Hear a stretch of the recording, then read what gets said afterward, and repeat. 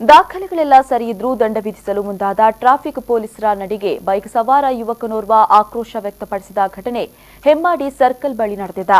Hemmadi circle ಬಳಿಯಲ್ಲಿ ಕುಂದಾಪುರ ಸಂಚಾರಿ ಠಾಣೆಯ ಪಿಎಸ್ಐ ಪುಷ್ಪ ಹಾಗೂ ಸಿಬ್ಬಂದಿಗಳು ವಾಹನ ತಪಾಸಣೆಯನ್ನು ನಡೆಸ್ತಾ ಇದ್ರು.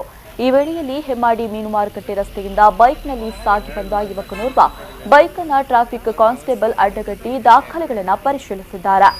ಎಲ್ಲ ದಾಖಲೆಗಳು ಸರಿಯಿದ್ದು ಹೆಲ್ಮೆಟ್ ಧರಿಸಿದ್ರು, ಹೆಲ್ಮೆಟ್ ಧರಿಸಿಲ್ಲ ಎಂದು ಪೊಲೀಸ್ ಸಿಬ್ಬಂದಿ ಯುವಕನೊಂದಿಗೆ ವಾಗ್ವಾದಕ್ಕಿಳಿದಿದ್ದಾರೆ.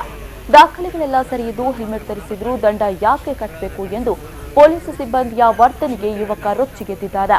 ತಕ್ಷಣವೇ ನೂರಾರು ಸಂಖ್ಯೆಯಲ್ಲಿ ಜಮಾಯಿಸಿದ ಸಾರ್ವಜನಿಕರು ಪೊಲೀಸ್ ಜೀಪ್ ಸುತ್ತುವರಿದು ಯುವಕ ಹೆಲ್ಮೆಟ್ ಧರಿಸಿದ್ದಾಗಿ ಪಿಎಸ್ಐ ಪುಷ್ಪ ಅವರಿಗೆ ಮನವರಿಕೆ ಮಾಡಿದ್ರು.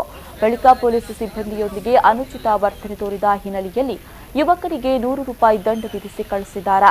ಪೊಲೀಸರ ಹಾಗೂ ಬೈಕ್ ಸವಾರ ಯುವಕನ ನಡುವೆ ನಡೀತಾ ಇದ್ದ ವಾಗ್ವಾದವನ್ನು ಹಲವರು ಮೊಬೈಲ್ನಲ್ಲಿ ಚಿತ್ರೀಕರಿಸಲು ಮುಂದಾಗ್ತಾ ಇದ್ದಂತೆ ಮಧ್ಯಪ್ರವೇಶಿಸಿದ ಪೊಲೀಸರು ಮೊಬೈಲ್ನಲ್ಲಿ ವಿಡಿಯೋ ಚಿತ್ರೀಕರಿಸಿದಂತೆ ತಾಕೀತು ಮಾಡಿದ್ರು.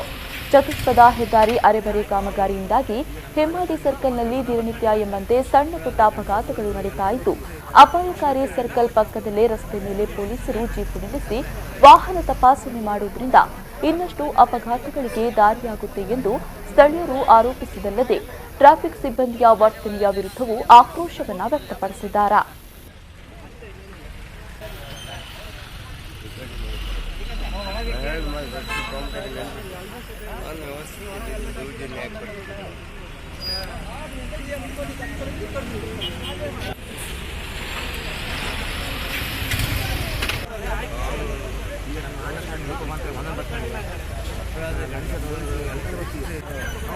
ನಾವು